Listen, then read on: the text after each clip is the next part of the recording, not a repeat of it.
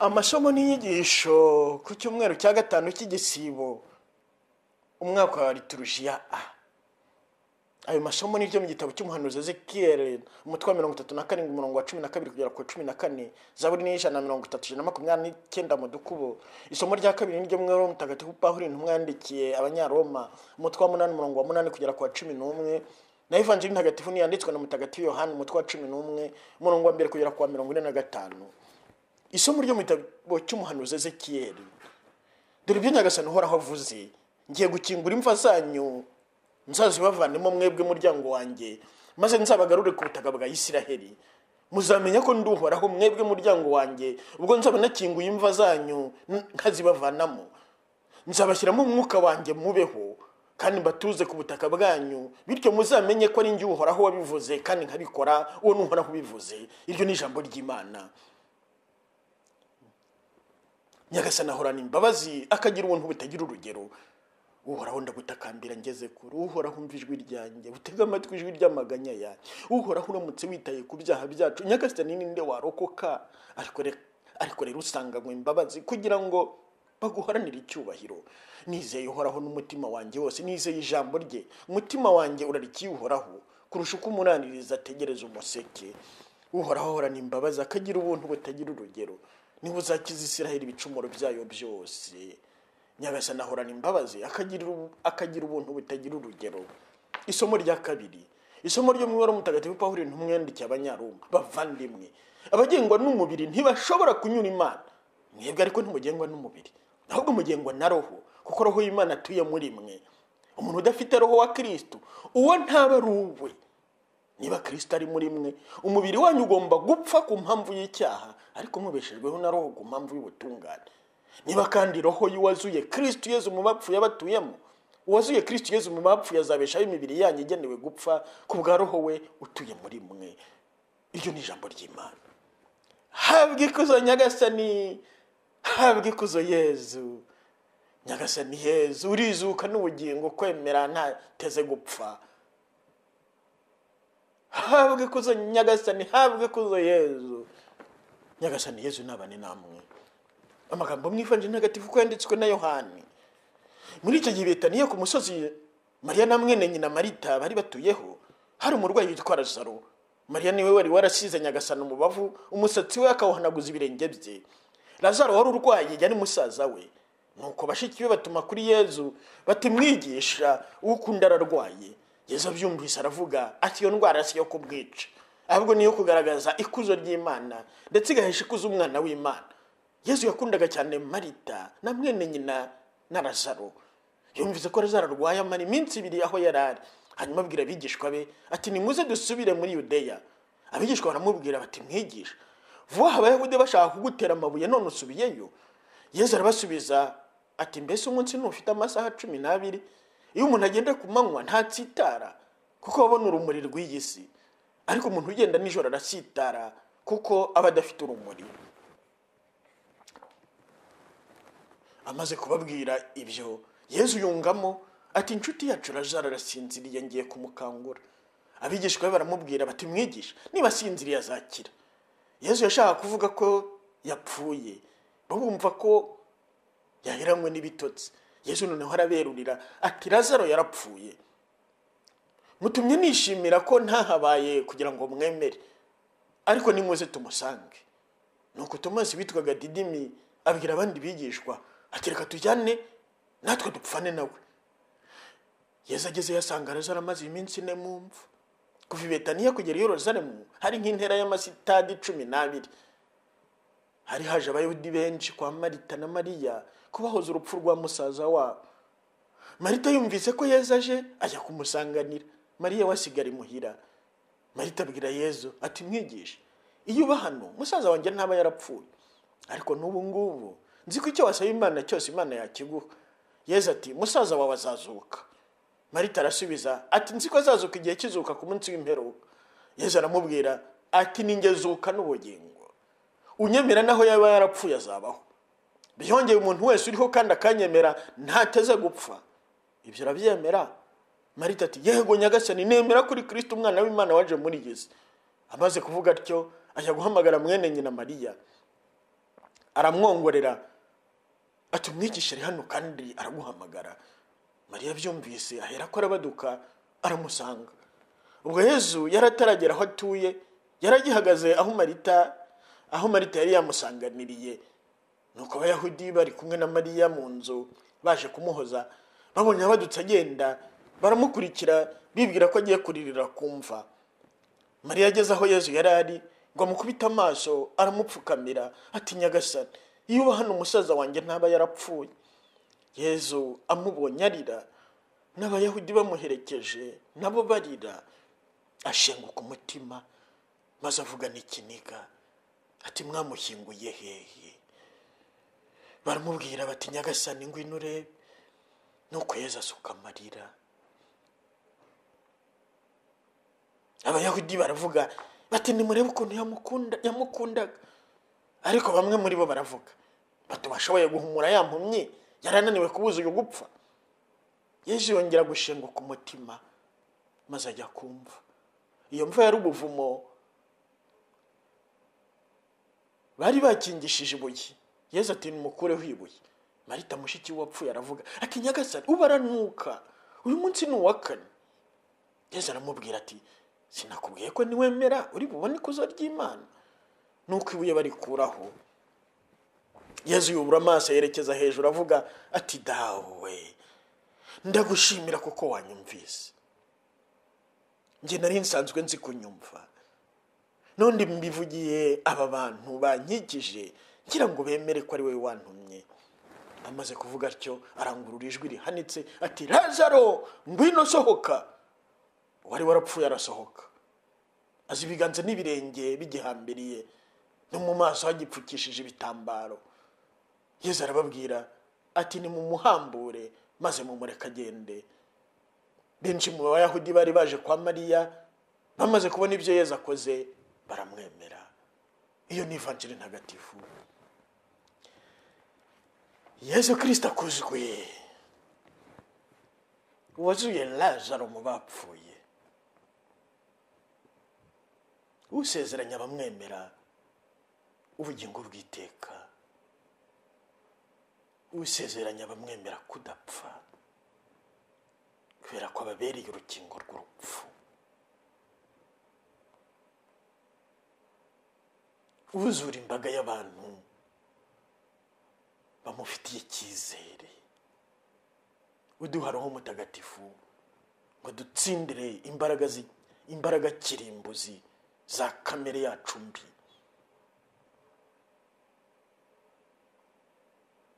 Uwo Marita na Mariya bemeraga, bityo kwemera kwabo kugatuma bagaragarizwa ikuzo ry'Imana nzima. Umuvandimwe wabo Lazaro akazuka.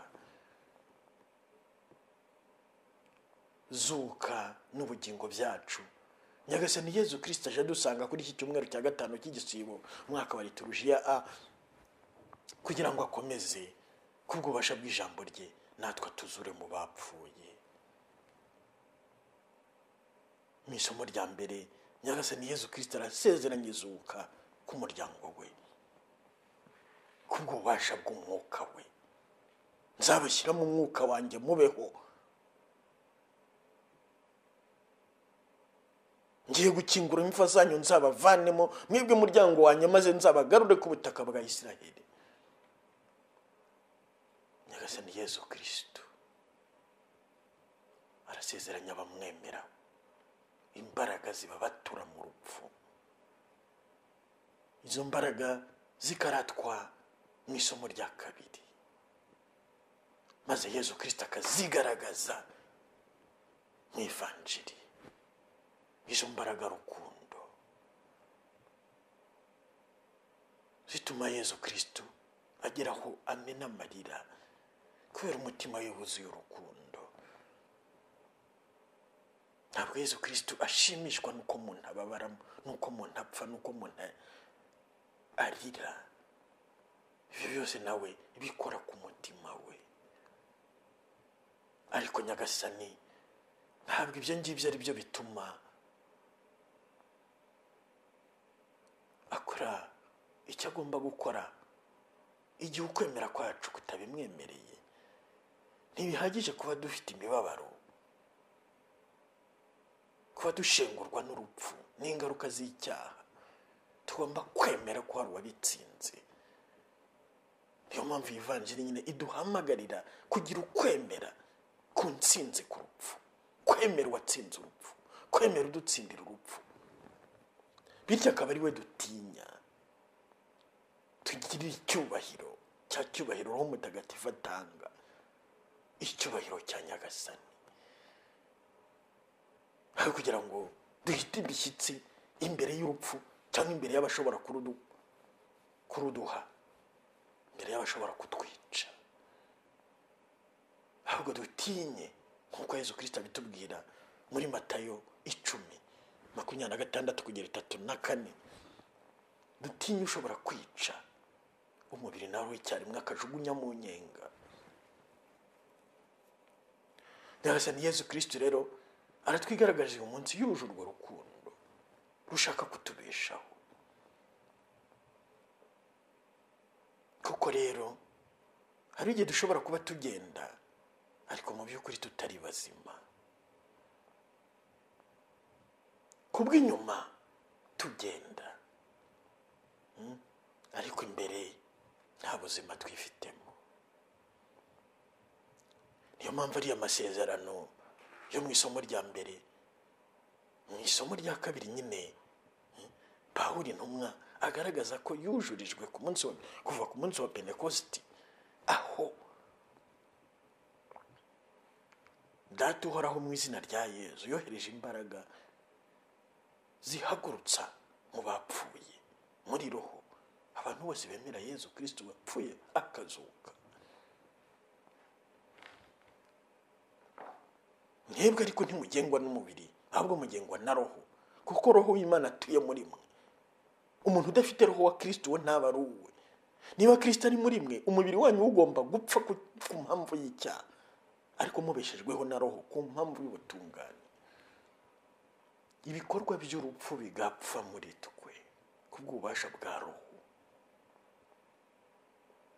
tugahaguruka mu mva.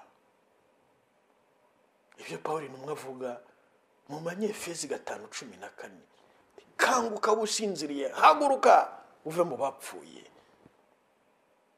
Kristo akumurikire. Banyefezi 5:14.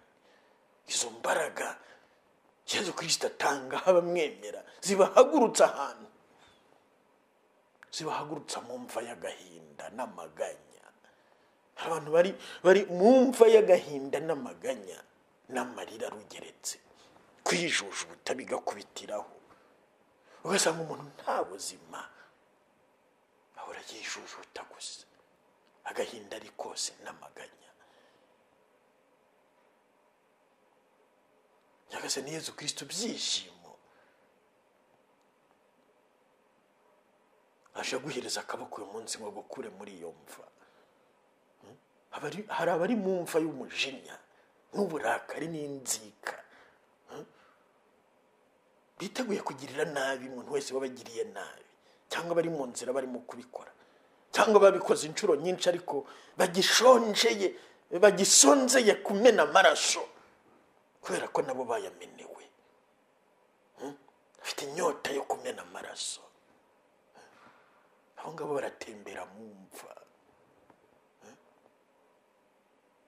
Urupfu rurabica, rukica roho zabo, umubiri wabo rukawuhindura igikoresho cyawo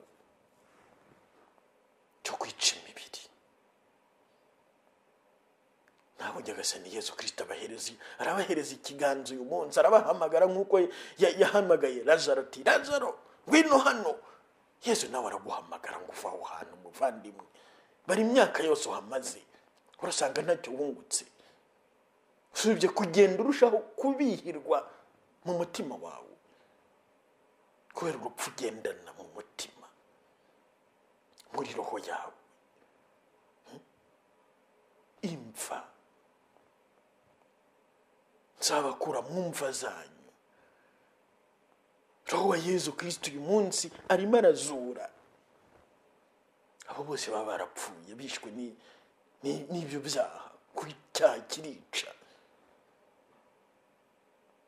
hari abari mu mva y'ubusambanyi bibereye iyo ngiyo, bibwira ko ari umunyenga kandi mu by'ukuri ari inyenga. abari mu mva y'ubusinzi, ibiyobyabwenge n'ibindi byose abantu birohamo bagira ngo bibagirwe mu by'ukuri ko bariho, bibagirwe inshingano zabo.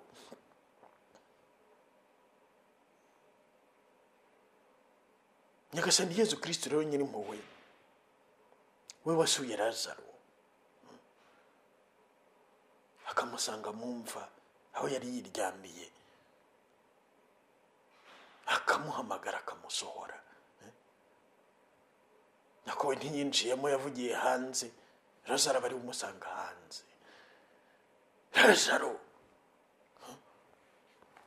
iryo jwi riduhamagara, rihamagara buri wese aho yagandaye.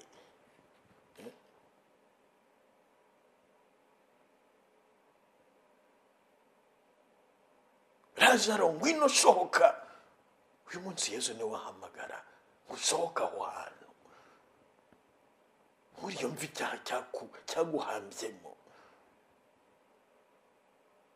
uwo mwijima ugenderamo, kugira ngo uyu munsi ubone urumuri, Yezu Kristo. Kuko nyine Yezu avuga urumuri, ati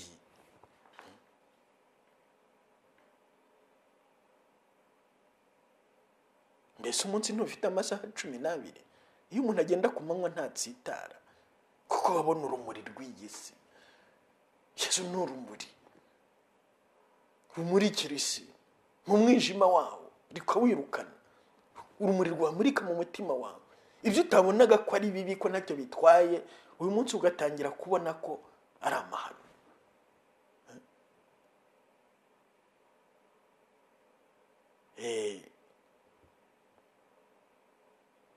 Hari nk'abantu bashobora kubana bibwira ko ari inshuti, ariko ubucuti bwabo bukaba kubera ko bari mu mwijima bose, ntawe ubona ububi bw'undi. Umwijima udatuma nta kintu abona ku wundi, nawe ubwo atibona aho ahagaze, aho uwo muntu yamwinjije. Iyo urumuri rero ruramutse rumuritse, umuntu akabona ukuri, ushobora kubona wari uryamanye n'ingwe cyangwa n'intare, mu gihe wibwiraga ko uri kumwe n'umukunzi. Icyo gihe rero urahunga, nkuko nyine mu ibaruwa ya mbere ya Petero umutwe wa 5 umurongo wa 8 n'uwa 9 batubwira ati nimwiramire, se kimeze nk'intare irimo izerera ishaka uwo yashihura, ariko yari mu mwijima, iyo ntare ntuyibona.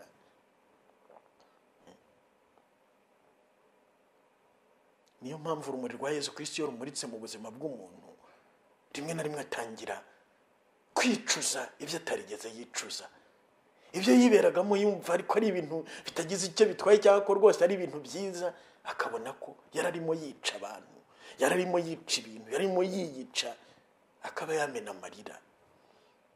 Nkuko nyine Mariya yaririye ku birenge bya Yezu, kubera ko ibyaha bye byamushenguraga, yari yabonye urumuri. Hahirwa rero babona urwo rumuri, Yezu Kristo akabamurikira, akamwereka ati dore aha ni mu mva, sohoka, nguhaye ububasha, sohoka, uracyakora icyaha, sohoka. Kubwo amasengesho ya Bikira Mariya, umubyeyi Bikira Mariya adusabire rwose uwo roho wa data, roho wa Yezu uzura abapfuye, atumanukireho twese, aho twaba twaragandaye, twaba turyamye mu cyaha, umwijima twaba turimo awirukane, maze duhaguruke, duhamye ko Yezu Kristo ari muzima, ko ari izuka ryacu n'ikuzo ryacu.